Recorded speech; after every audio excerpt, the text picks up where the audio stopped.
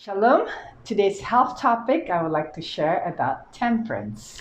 Shalom, pada topik kesehatan pada hari ini saya ingin membahas tentang pertarakan. In 1 Corinthians 11 verse 29 to 30, Di dalam 1 Korintus 11 ayat 29 sampai 30, for he who eats and drinks in an unworthy manner eats and drinks judgment to himself, not discerning the Lord's body. For this reason many are weak and sick among you, and many sleep. karena barang siapa makan dan minum tanpa mengakui tubuh Tuhan, ia mendatangkan hukuman atas dirinya. Sebab itu, banyak di antara kamu yang lemah dan sakit, dan tidak sedikit yang meninggal. From this verse we see that we have to acknowledge that we are God's creation and our body belongs to Him. Nah, dari ayat tersebut, kita harus mengakui bahwa kita adalah ciptaan Tuhan dan tubuh kita adalah miliknya. So the question is, what is temperance? Jadi pertanyaannya saat ini, apa itu pertarakan? In the books that we produce at CMC, the definition of temperance is avoiding all things that are not healthy and dangerous for health, whereas be moderate in the things that are good for our health. Di dalam buku Sehat Secara Alami, dikatakan bahwa pertarakan itu adalah menghindari sepenuhnya semua hal-hal yang tidak baik dan berbahaya bagi kesehatan, serta menggunakan hal-hal yang baik bagi kesehatan dengan secukupnya. And in another book that we produce, temperance is teaching us to leave all things that are making us sick and use with wisdom what helps us to be healthy. The body has to become a servant to the mind and not the mind a servant to the body. Di dalam buku yang lain disebutkan bahwa pertarakan yang benar itu mengajar kita untuk membuang sama sekali sesuatu yang menyakitkan atau yang membuat kita jadi sakit dan menggunakan secara bijaksana apa yang menyehatkan. Tubuh harus menjadi pelayan bagi pikiran, bukan pikiran menjadi hamba bagi tubuh. Actually, this definition did not come from Adventists. Sebenarnya definisi itu bukan datang dari orang Advent. It started from a woman in the US named Frances Willett. She says temperance is moderation in things that are good and total abstinence from the things that are foul. Tetapi ada seorang wanita di Amerika yang mengatakan bahwa temperance adalah menggunakan secara secukupnya hal-hal yang baik dan betul-betul menghindari semua hal yang merusak tubuh. So based on this definition, there are food and drinks or beverages that are not healthy and are dangerous, so they are not considered something to be consumed. Jadi berdasarkan definisi pertarakan tadi, kita tahu bahwa ada makanan dan minuman yang tidak baik dan berbahaya bagi tubuh, sehingga makanan dan minuman tersebut tidaklah layak bagi kita untuk konsumsi. In the book Abundant Health, written by Julius Gilbert, he defines food such as this. Di dalam buku Abundant Health yang ditulis oleh Julius Gilbert, dikatakan makanan itu seperti ini. A food may be defined as any substance which, when absorbed into the blood, will nourish the tissues, repair, and furnish force and heat to the body without causing injury to any of its parts. Definisi makanan yang disebutkan dalam buku ini adalah makanan adalah bahan yang mana ketika terserap di dalam darah akan memberikan nutrisi kepada jaringan, memperbaiki, menyediakan tenaga, dan kehangatan tanpa melukai organ-organ tubuh kita. So based on the definition by Julius White, food has to have certain criteria to be considered food. Jadi menurut buku tadi yang ditulis oleh Julius Gilbert itu, bahwa ada definisi atau kriteria tertentu yang harus dipenuhi untuk bisa disebut sebagai makanan. One, food has to give nutrients to the tissues. Yang pertama, yang namanya makanan itu haruslah memberikan nutrisi kepada jaringan. It has to repair the body. Yang kedua, fungsinya juga untuk memperbaiki tubuh. It has to provide, and number three, it has to provide energy and heat to the body. Dan yang berikutnya adalah makanan harus bisa menyediakan tenaga atau memproduksi tenaga dan kehangatan bagi tubuh. And while doing those three things, the fourth criteria, it cannot injure the organs in the process of doing so. Dan setelah 3 kriteria tadi, ada satu lagi kriteria yang terakhir, yaitu makanan bukanlah hal-hal yang melukai organ-organ tubuh. Now, when we based on this definition, we can now make a evaluation whether some food can be considered food or not. Berdasarkan kriteria-kriteria tadi, kita bisa menentukan saat ini yang mana makanan yang bisa disebut makanan, mana yang sebetulnya bukan makanan. So, by that definition, can we consider white sugar as food? Contoh, kalau berdasarkan kriteria tadi, apakah gula putih itu termasuk dalam kelompok makanan atau bukan? Now, I'll give you some more information so that you can make a good evaluation. Saya akan berikan informasi bagi kita semua bisa membuat evaluasi. So, in our bone marrow, the bone marrow produces stem cells. Nah, di dalam sumsum tulang kita, jadi di dalam tulang kita ini memproduksi stem cell. And this stem cell provides the red blood cell, the platelets, and the white blood cell. Platelets are thrombocyte in bahasa. Nah, di dalam stem cell ini yang akan memproduksi sel darah merah, kemudian platelets ini adalah trombosit, dan juga ada sel darah putih. Now, our white blood cells are our little soldiers that fights against infections.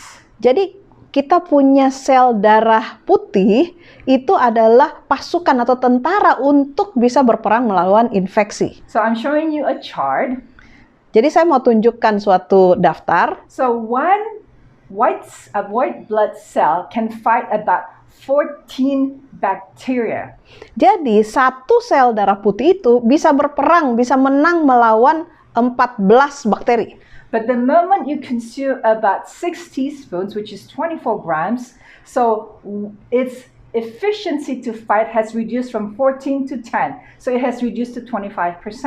Jadi kalau kita lihat di sini, kalau saja kita konsumsi gula putih itu 6 sendok teh ya, dengan artinya 24 gram.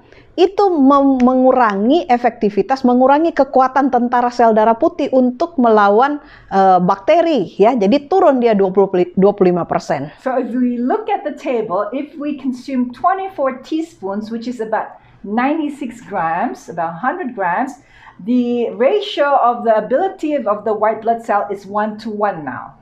Jadi kalau saja kita mengkonsumsi gula putih 24 sendok teh 96 gram, maka kita bisa lihat bahwa kekuatan sel darah putih kita jadi berimbang dengan bakteri yang akan dihancurkan. That's why it's so dangerous for us to consume white sugar, because it reduces the ability of the white blood cell to fight bacteria. Itulah sebabnya sangat berbahaya bagi kita untuk mengkonsumsi gula putih, karena ini akan menurunkan kekuatan dari sel darah putih kita untuk bisa melawan bakteri. So when we're sick, we need to avoid white sugar. Jadi kalau kita sudah sakit, kita harus hindari gula putih. And white sugar is found everywhere. Dan gula putih ini bisa ditemukan di mana-mana. In the things we consume unknown to us. Dan bahkan di dalam makanan-makanan yang kita pikir tidak ada gulanya. Now I'll show you another picture. I want you to make a decision whether this is considered food or not. Sekarang saya mau tunjukkan makanan ini. Menurut saudara, apakah ini adalah makanan atau tidak? Based on the criteria that was shared just now. Berdasarkan kriteria makanan yang tadi kita sudah pelajari. So if you already found the answer, then please be wise in choosing what you eat and what you consider as food. Nah, kalau seandainya kita sudah tahu, maka kita harus lebih bijak dalam memilih makanan kita. In the book Ministry of Healing, di dalam buku Ministry of Healing, the Christian author Ellen White wrote, penulis Kristen Ellen White menulis, foods should be chosen to best supply the elements needed for building up the body. In this choice, appetite is not a safe guide. Makanan harus dipilih untuk memberikan suplai elemen yang terbaik bagi tubuh yang dibutuhkan untuk membangun tubuh. Dalam pilihan ini, dalam hal kita memilih makanan, selera itu bukanlah penuntun yang baik. It is wrong to eat merely to gratify the appetite. Adalah salah bagi kita untuk makan untuk memuaskan selera. So, then based on that, when I'm showing you this picture of two types of drinks, can you consider this safe to consume or not. Jadi berdasarkan kriteria tadi, kalau saya tunjukkan di gambar ini ada 2 jenis minuman. Menurut saudara, apakah ini layak dikonsumsi atau tidak? You can answer the question by now. Saudara pasti bisa menjawabnya. Coffee and tea works as a stimulant. Teh dan kopi bertindak sebagai atau berfungsi sebagai perangsang. And it has this nutrient called tannin, and this is what causes our stomach lining to be inflamed. Seperti teh contohnya mengandung satu zat yang namanya tanin. Zat ini merangsang lambung dan mengganggu pencernaan. And coffee contains caffeine. Sedangkan kopi itu mengandung kafein. But it gives you this momentary of quick energy, but it pushes the heart to work even more. Memang pada waktu kita minum kopi rasanya seperti lebih enak, lebih segar untuk sementara. Tapi sesungguhnya kopi ini merangsang jantung untuk bekerja lebih keras. And coffee is like a debit card. You took the energy you need for tomorrow and you used it today. Dan kopi ini kalau diilustrasikan itu seperti kartu debit. Artinya kita ambil jatah besok untuk kita pakai hari ini. And then in the same book, Ministry of Healing, the author continues writing. Dan di dalam buku Ministry of Healing juga penulis ini menulis, regularity in eating is of vital importance. Keteraturan dalam hal makanan adalah suatu hal yang penting. There should be a specific time for each meal. Harus ada waktu yang spesifik untuk setiap kali makan.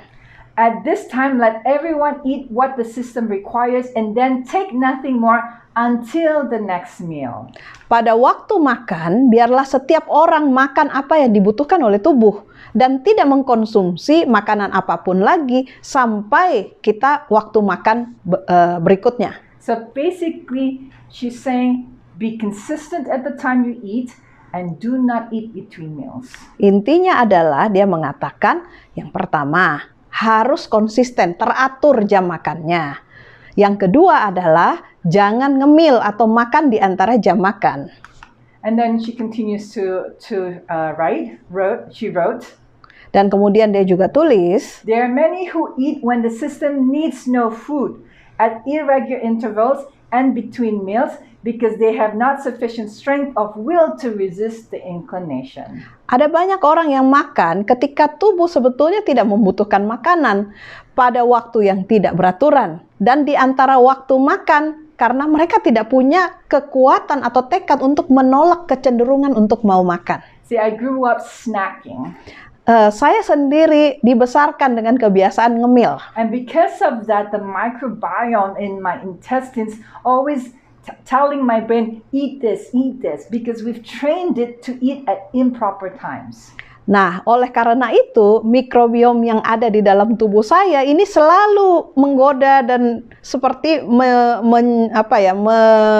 menarik saya untuk makan sesuatu, makan ini dan makan itu ya. Karena saya waktu dulu tidak melatih tubuh saya untuk bisa makan tepat waktu dan tidak makan di antara jam makan. I notice we're training our children to do this today. Dan saya lihat bahwa orang tua zaman sekarang juga melatih anaknya untuk melakukan hal ini. Intemperance is so pervasive in our society today. Ya, jadi tidak bertarak menjadi suatu gaya hidup di dalam komunitas kita pada masa modern ini. In many cases, the faintness that leads to a desire for food is felt because the digestive organs have been too severely taxed during the day. Di dalam banyak kasus, rasa lemas menuntun kepada keinginan untuk makan karena organ-organ pencernaan sudah terlalu dibebankan sepanjang hari. You see, what she counseled about over 100 years ago is true today. Jadi apa yang sebenarnya buku ini sudah ditulis lebih dari 100 tahun lalu dan itu memang benar sampai hari ini. We tend to eat one time but the whole day. Kita seringkali saat ini makan hanya satu kali satu hari, tapi dari pagi sampai malam makan sepanjang hari. After disposing of one meal, the digestive organs need rest. At least 5 or 6 hours should intervene between the meals. Setelah selesai makan, organ-organ pencernaan tubuh kita itu butuh istirahat.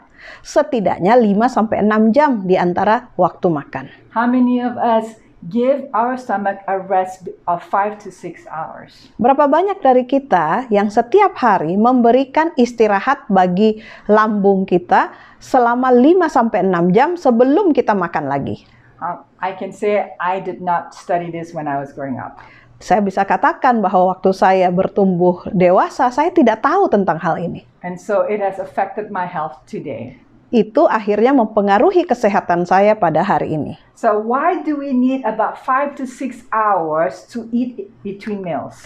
Lah, sekarang pertanyaannya, mengapa kita membutuhkan waktu 5-6 jam di antara jam makan?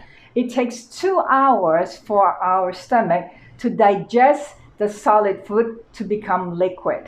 Butuh 2 jam bagi tubuh kita untuk mencerna makanan padat menjadi cairan dan kemudian berlanjut ke organ pencernaan berikutnya. And then it starts emptying the next 2 hours from the stomach to the intestine. Dan kemudian butuh 2 jam berikutnya untuk mengosongkan lambung dan masuk ke dalam usus kita. And then it needs about an hour or 2 for the stomach to just rest and not do any work. Dan butuh waktu sekitar 1-2 jam agar lambung bisa beristirahat.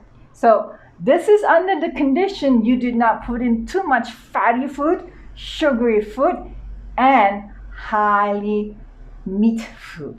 Nah, ini juga kondisinya kalau kita tidak memakan makanan yang terlalu tinggi lemaknya, terlalu banyak gulanya, yang kemudian menimbulkan kolesterol tinggi. And so, brothers and sisters, we need to learn to eat, to space our meals between 5 to 6 hours. Jadi kita belajar pada hari ini bahwa kita harus atur jam makan kita antara makan yang satu ke makan yang berikutnya, ada jarak antara 5-6 jam. You see, Solomon knows the habit of eating too much. Raja Salomo sendiri di Alkitab tahu bahwa bagaimana bahayanya kebiasaan makan terlalu banyak. He says, let their princes eat during a timely way and not for drunkenness. Di dalam pengkhotbah dia katakan bahwa biarlah pemimpin-pemimpinmu itu makan pada waktunya dalam keperkasaan dan bukan dalam kemabukan. See, when we eat too much, it has the same effect of drinking alcohol.